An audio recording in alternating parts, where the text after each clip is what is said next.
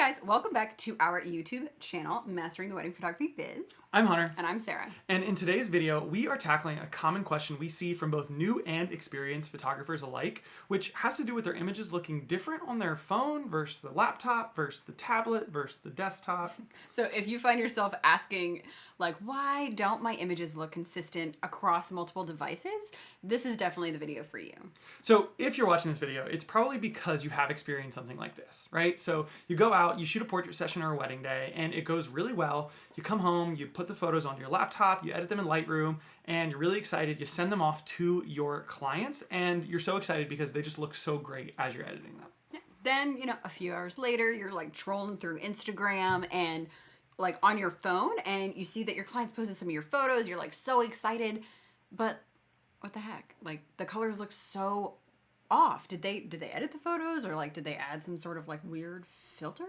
And so maybe still on your phone, you like swipe over to their online gallery and you're trying to compare them and see what weird filter you added, and you realize, like, wait a minute, it wasn't anything they did. For some reason, the images that you sent them look completely different on your phone than they did when you finished editing them on your laptop, even though you're comparing like the final edits. It's the same exact photo. Yeah. What you are experiencing in this moment is the stress and frustration that comes with not having your colors accurately displayed on your devices. And that's what the rest of this video is going to be about fixing. And so as photographers, getting something like a good screen calibrator is so important because we spend so much time perfecting our images, right? We work on composition and lighting when we're actually out shooting. And then, we cull the photos, we choose the best ones, and then we edit and find that perfect editing style. And honestly, all of this hard work is going to be maybe not for nothing, but it's all going to be like very hindered. Yeah, exactly. If the colors that you're seeing on your screen aren't accurate. As you probably know, white balance is, hard enough to nail in the best of circumstances, but trying to get accurate colors with an uncalibrated monitor is like trying to drive your car under the speed limit with a broken speedometer. Like, you can get kind of close, like go with the speed of traffic, but like you don't want your client's wedding day or family session to look like kind of good. You want it to look great.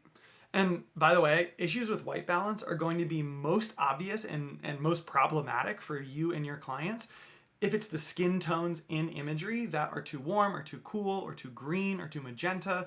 And that's why this is an issue that is especially important for portrait and wedding photographers, where having good looking and accurate skin tones is like essential. Yeah, and not only can inaccuracies in your colors like completely change like the mood and the feel of your images, but they can also just add a ton of time to your already tight workflow. Like if you were trying to tweak your monitor yourself or like compensate for strange colors in your monitor by editing photos differently, double checking them on your phone, and then like re-editing them again and double checking them on your phone, like you're just gonna waste a lot of your own time. And then, of course, all of this is not even to mention issues with prints, right? If your clients are printing your images, which, by the way, they should, link up here, but you don't have a calibrated screen, then not only is your work going to look strange when they pull it up on their phone or on their computer, but it also could turn out to some really wonky colors when they actually try to print your images and display them in their home. Yeah, but here is the good news. This doesn't mean that you need to like get a new computer or like always edit your images more orange or like more blue than what you want, because that means they'll actually come out normal on your phone. Like, you don't have to do that. All this means is that you need a good screen color calibrator. What is a screen calibrator? A screen calibrator is... So glad you asked. Yeah, I'm so glad. It is a device that measures and then adjusts the color and the brightness of your like laptop screen or your desktop monitor, ensuring that what you see is an accurate representation of the colors for your images. Mm-hmm. In other words, a screen calibrator looks at the colors displayed on your screen and then makes adjustment to those colors so they look the way that they should. And of course, it would be super convenient if you could just like download a piece of software and that would just fix the problem.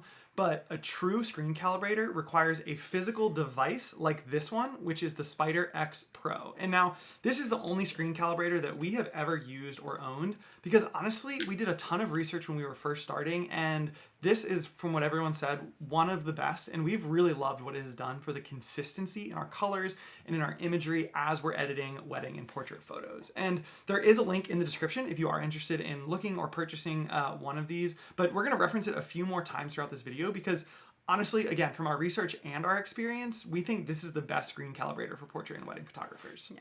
Now, not only does the SpyderX Pro actually like physically sit on top of your screen in order to interpret like the colors and the brightness that your screen is literally putting out, but it will also measure the ambient light in your workspace and adjust your monitor's brightness and color temperature to give you those accurate colors no matter like what room you do your editing in. And once you've used a screen calibrator like the SpyderX Pro, you're going to have so much more confidence that as you edit your images, they're going to look the way you think they are going to look, right? And that confidence in your color accuracy is going to make your life so much easier as you're editing on one laptop and then maybe delivering the photos and looking at them on your phone. Now, the best thing about using a screen calibrator like the SpyderX Pro is that using it is super simple. All you need to do is install the included software in your computer. You plug in the device like into your computer through the USB and place it on your monitor. The software will then like guide you through a series of tests to measure the ambient light in your workspace and then create a custom color profile for your monitor. And once this color calibration is complete, if your screens or anything like ours were, you are going to be shook by the difference of what your colors look like after it's been calibrated. We, for the longest time until we owned something like this, just assumed that the colors on our screen were fine.